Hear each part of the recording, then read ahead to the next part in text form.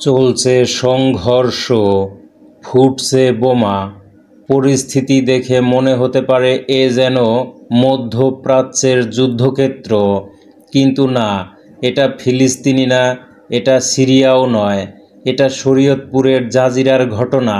আধিপত্য বিস্তারকে কেন্দ্র করে দুই পক্ষের মধ্যে এই সংঘর্ষের ঘটনা ঘটেছে।